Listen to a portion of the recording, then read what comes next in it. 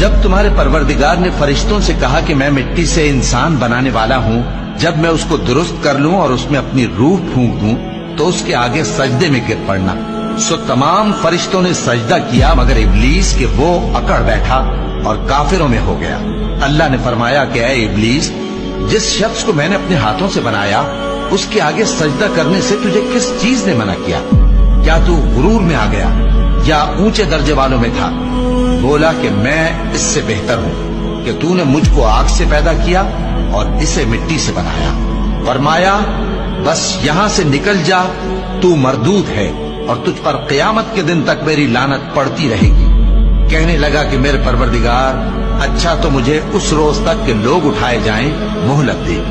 فرمایا کہ تجھ کو مہلت دی جاتی ہے اس روز تک جس کا وقت مقرر ہے۔